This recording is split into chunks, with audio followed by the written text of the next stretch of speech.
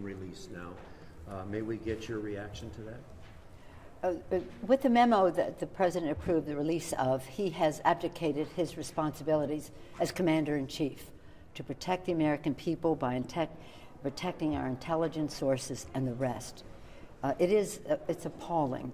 It's a misrepresentation. It isn't even the release of intelligence material. It's a release of a distortion of it. What is its purpose? Its purpose is, of course, to thwart the investigation, the Mueller investigation.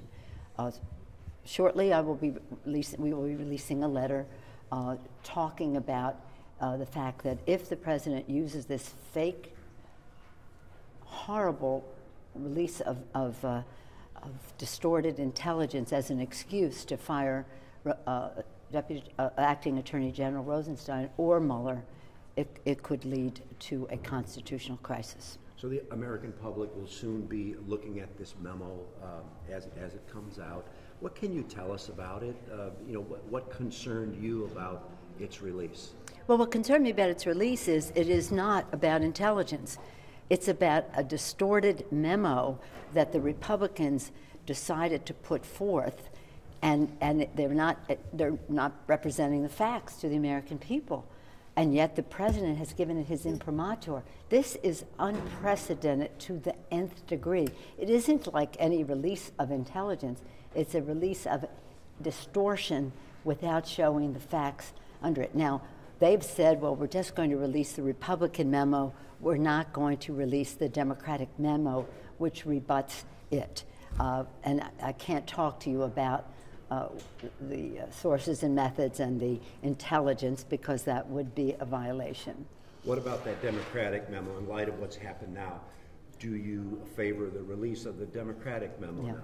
Well, the Democratic memo does not violate the commitment that we have to protect classified information, but it does, in a more general way, talk about what is false in their memo, what is a misrepresentation in their memo, where they just are cherry-picking in terms of the facts. But don't take it from us. Look at what the Department of Justice has said.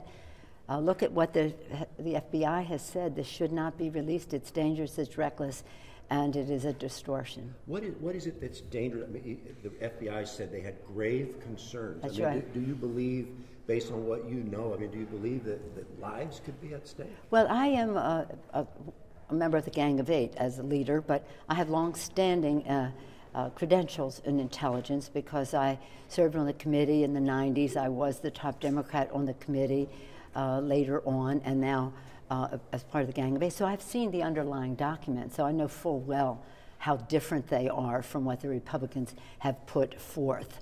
And one of the damaging parts of this is that, would you share intelligence with the United States of America if you thought that in a very political way the Republicans, one party in the Congress, should decide, I'm going to distort the facts and put this out because it serves, I am a stooge for the President of the United States, and that's exactly what Chairman Nunes is. He should not be the chairman of the committee. I've called for, and Mr.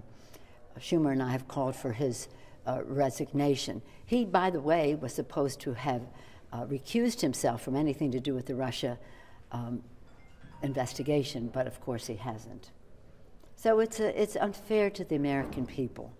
Unfair to the American people. We take an oath to protect and defend the Constitution and the American people. If they're not safe, nothing really matters.